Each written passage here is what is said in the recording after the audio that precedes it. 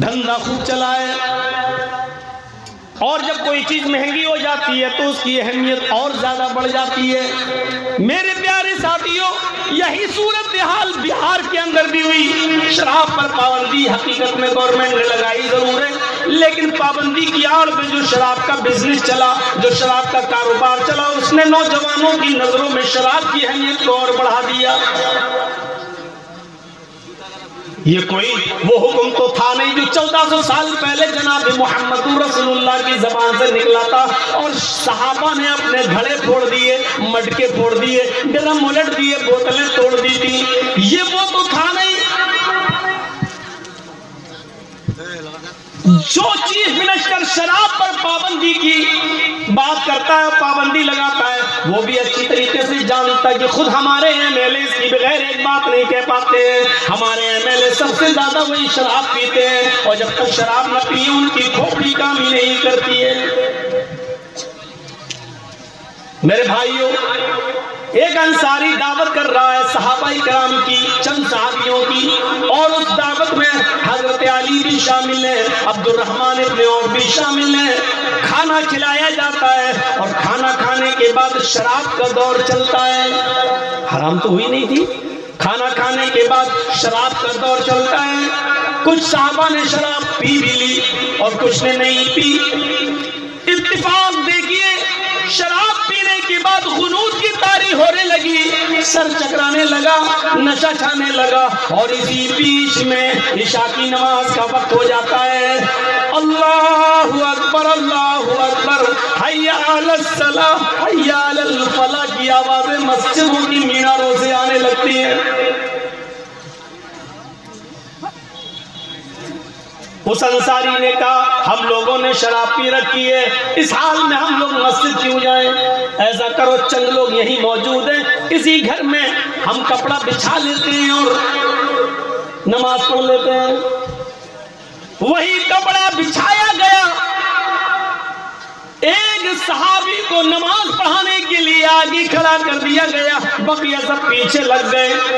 پیچھے جو لگے تھے انہوں نے بھی شراب پی رکھی تھی، اور جو نماز پڑھانے کے لیے کھڑے ہوئے انہوں نے بھی شراب پی رکھی تھی، اور شراب کا نشہ ان کی کھوپڑی میں عقل پہ آنے لگا۔ اللہ اکبر کہہ کر نماز شروع کر دی، اور سورہ فاتحہ تک گاڑی بہت اچھی چلی۔ الحمدللہ رب العالمین الرحمن الرحیم مالک یوم الدین ایاک نعبد و ایاک نستعین اہدنا الصراط المستقیم صراط الذین انعمت علیہم غیر المغضوب علیہم ولا الضالین۔ یہاں تک گاڑی بالکل صحیح چلی۔ اور جو صحابی نماز پڑھا رہے ہیں، سنیے، یہاں صحابہ پیچھے آمین کہہ رہے ہیں۔ اب اس صحابی نے قرآن کی جو سورت شروع کی، سورہ فاتحہ کے بعد ایک اور سورت پڑھی جاتی ہے نا، اب وہ سورت شروع کی، پتہ نہیں کس نے کہا تھا کہ بیچ میں بیٹھو، پریشان ہو جاتا ہوں۔ اب بمبئی، دلی، کتنا مہذب طریقے سے لوگ سنتے ہیں پروگرام، حیدرآباد، بنگلور، ہر جگہ چلے جائیے، ایک ڈسپلن اتنا ہوتا ہے، ایک آدمی نہیں اٹھ سکتا ہے، اٹھتا ہے تو جانے کا راستہ الگ ہے، کوئی ڈسٹرب نہیں، سمجھ میں نہیں آتا۔ موبائل تو ایسا لگتا ہے کہ آپ سے زیادہ سننے کا شوقین کوئی ہے ہی نہیں، لیکن تقریروں میں شور اور ہنگامہ۔ جب دیکھو کون سا اسپرنگ لگا ہے نیچے، پتہ نہیں، صحیح سے بیٹھ ہی نہیں پاتا۔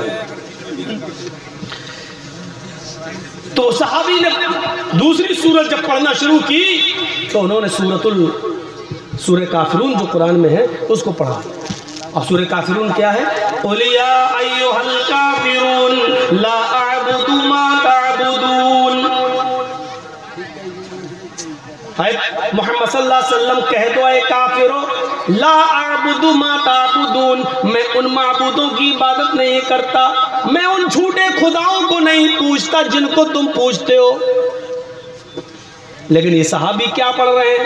شراب کے نشے میں کیا پڑھ رہے ہیں؟ یا قُلْ یا ایھا الکافرون نحن نعبد ما تعبدون۔ نشہ ہے، پتہ نہیں چل رہا ہے منہ سے کیا نکل رہا ہے۔ آیت کیا ہے؟ لا اعبد ما تعبدون، میں ان کی عبادت نہیں کرتا جن کی تم کرتے ہو، میں صرف ایک رب کی عبادت کرتا ہوں۔ اور یہ کیا پڑھ رہے ہیں؟ نحن نعبد ما تعبدون، اے کافرو ہم بھی ان خداؤں کی پوجا کرتے ہیں جن کی تم کرتے ہو، ہم بھی ان خداؤں کی عبادت کرتے ہیں جھوٹے جن کی تم کرتے ہو۔ معنی ہی بدل گیا۔ ادھر نماز جیسے تیسے ختم ہوتی ہے، اللہ اللہ کر کے جیسے ہی نماز ختم ہوتی ہے اور جیسے ہی سلام پھیرتے ہیں السلام علیکم ورحمۃ اللہ، السلام علیکم، دھیرے دھیرے کسی طریقے سے بیڑا پار ہو گیا۔ یہاں نماز ختم ہوتی ہے، وہاں وقتی طور پر فاؤنڈیشن لگا دی جاتی ہے، ایک متعینہ مدت کے لیے شراب سے روک دیا جاتا ہے، اور وہاں جبرائیل امین محمد رسول اللہ پر قرآن کی آیت لے کر نازل ہوتے ہیں، یا ایھا الذین آمنوا لا تقربوا الصلاۃ وانتم سکارى حتی تعلموا ما تقولون۔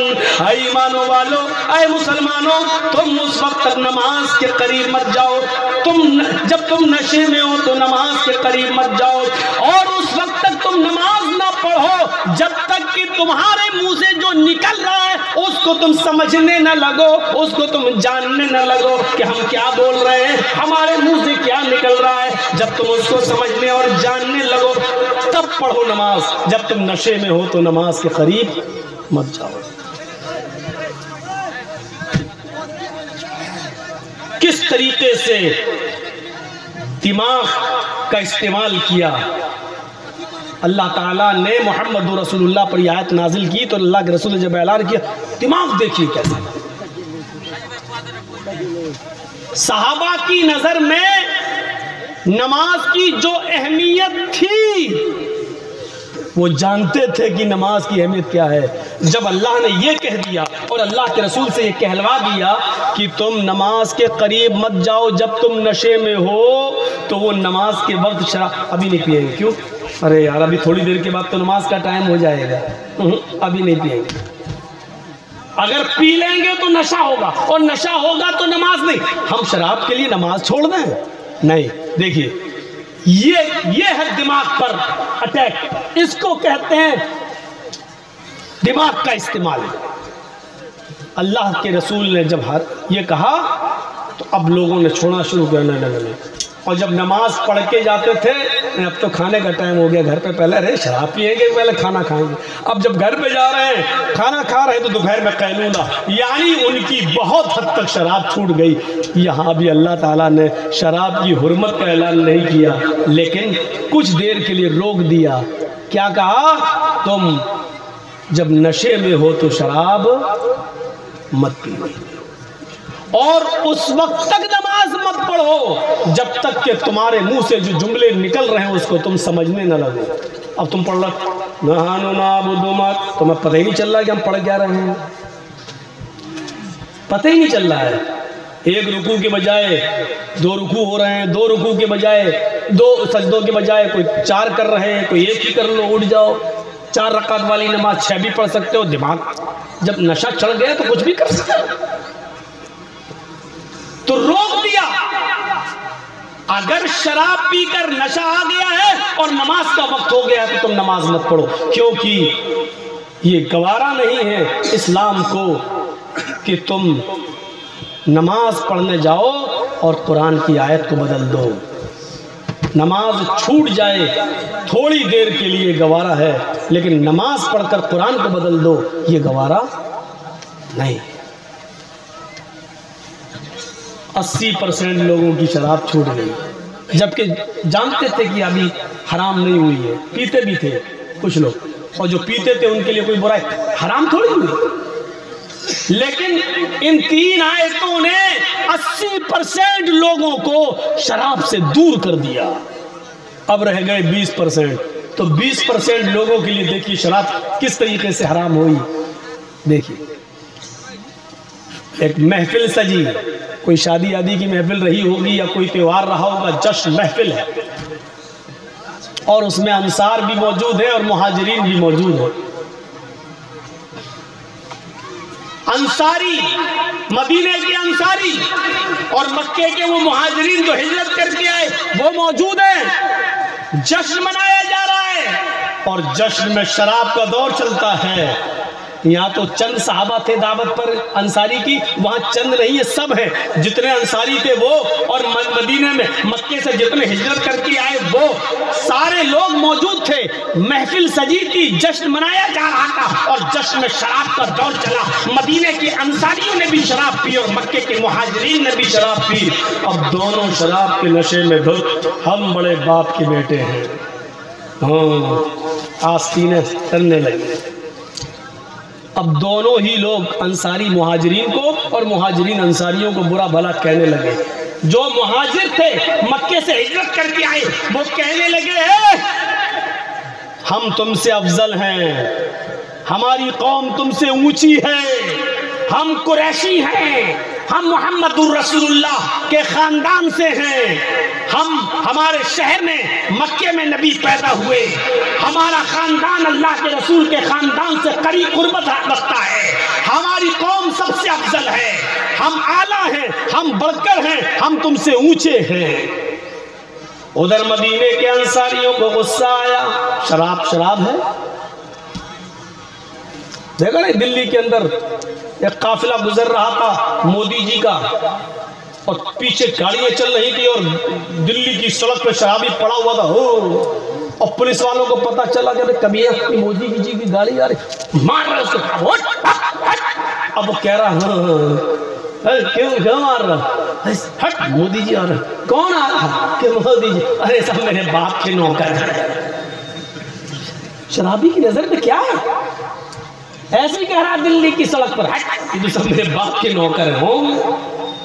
اور پولیس والے مار مار کے کھینچ کے لے گئے اس کو، مارنے تو لگی نہیں اس کو، اتنی پی رکھی، اس کو اٹھایا گاڑی میں بھرا کہیں دور، کہیں ایسا نہ ہوگی۔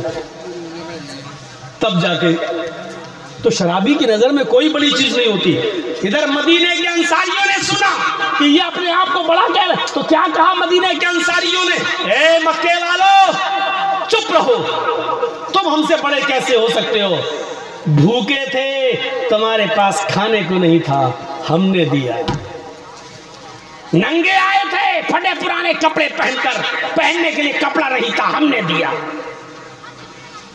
کچھ نہیں تھا، کاروبار کے لیے کھیتیاں ہم نے دی، دکانیں ہم نے دی، رہنے کے لیے سر چھپانے کے لیے گھر نہیں تھا، ہم نے دیا۔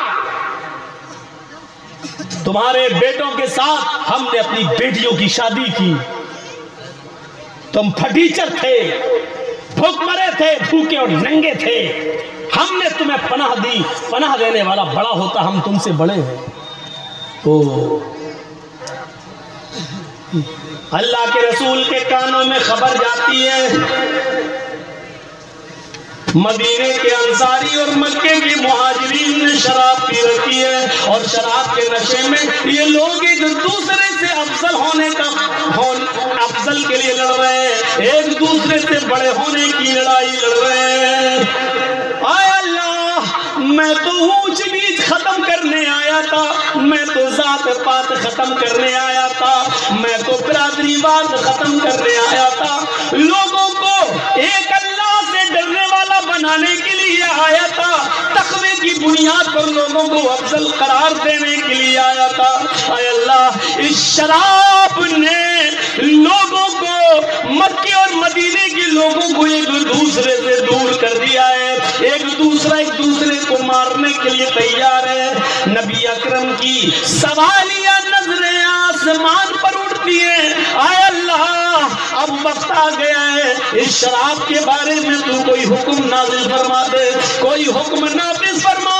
نبی اکرم کی سوالیہ نظریں ابھی آسمان سے نیچے نہیں آنے پائیں گی، ادھر جبرائیل امین قرآن کی حرمت کا یہ اعلان لے کے آ گئے، اور قیامت کی صبح تک شراب کو ہمیشہ ہمیش کے لیے حرام کرنے کا نوٹس جاری کر دیا۔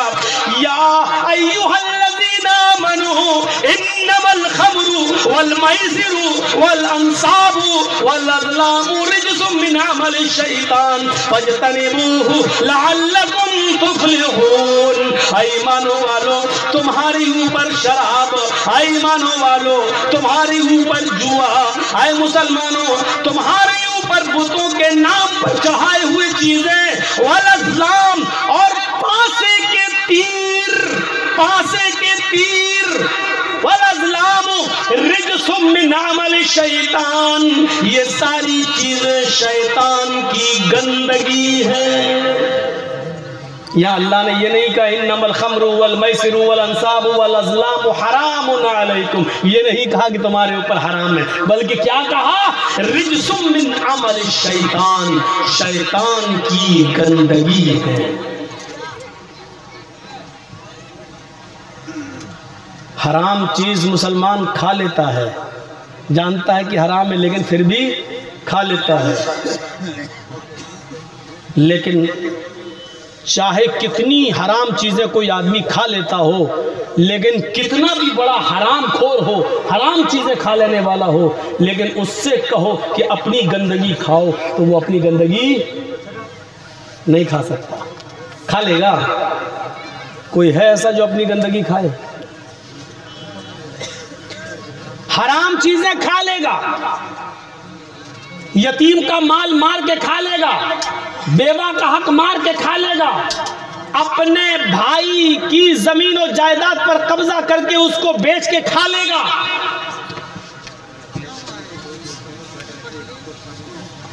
ہماری ماں بہنیں غلط کام کر کے اپنا جسم بیچ کر جو کمائی حاصل کریں وہ کھا لیں، کھا سکتی ہیں، یا ہمارے نوجوان یا ہمارے ماں باپ اپنی بہن بیٹیوں کو چکلے کھانوں پر بٹھا کر ان سے غلط کام کرائیں اور پھر ان کی کمائی وہ کھا لیں، یہ کھا سکتے ہیں، لیکن اتنا گندی کمائی کھا جانے والے بھی وہ اپنی گندگی کھانے کے لیے کہو تو وہ اپنی گندگی کبھی نہیں کھا سکتے، اور جب اپنی نہیں کھا سکتے تو دوسرے کی کیسے کھا سکتے ہیں، اور جب دوسرے کی نہیں کھا سکتے ہیں تو شیطان کی گندگی اور شیطان کا پائخانہ اور شیطان کی غلاظت کیسے کھا سکتے ہیں؟ اس لیے حرام کا جملہ نہیں بلکہ رجس من عمل الشیطان کہا ہے، تاکہ لوگوں کو شراب کی قباحت اور شراب کی حرمت کا پتہ چلے کہ حرام چیزیں کھا لے اس کا دل گوارا کر سکتا ہے، لیکن گندگی کھانے کے لیے دل گوارا نہیں کر سکتا۔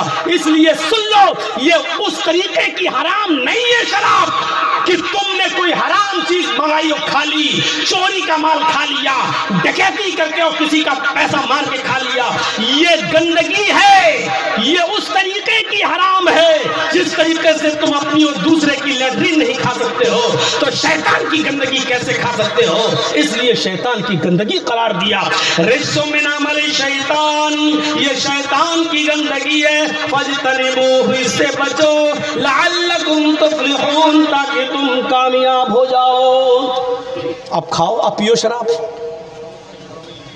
اب جو شراب پی رہا وہ سمجھ لے کہ شیطان کی لیٹرین کھا رہا ہے۔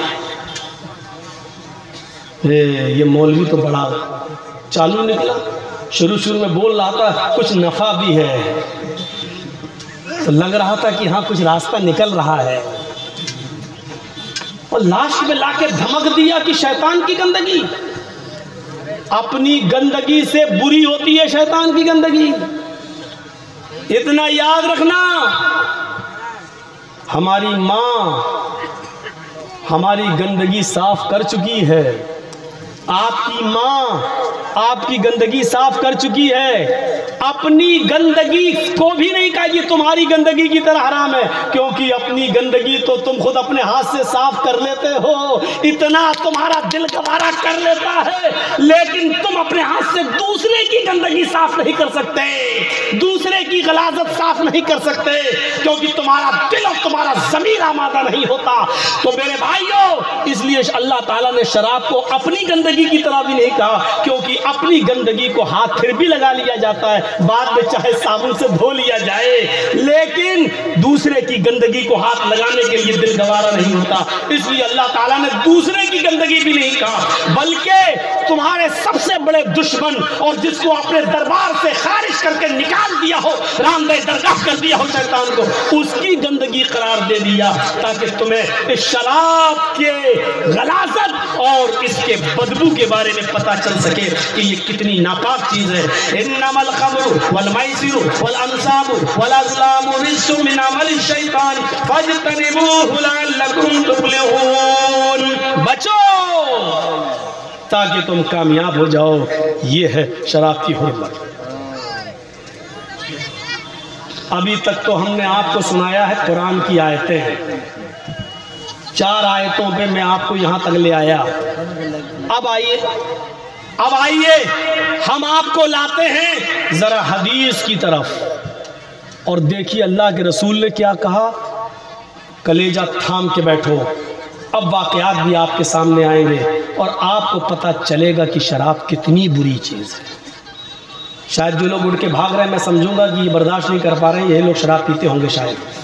اب سوال کے بیٹھنا، جو اٹھ کے بھاگے گا مجھے شک ہوگا، یقین تو نہیں لیکن ڈاؤٹ ہوگا کہ وہ شاید سن نہیں پا رہا اتنی خطرناک بات، اس لیے وہ بھاگ رہا ہے یہاں سے۔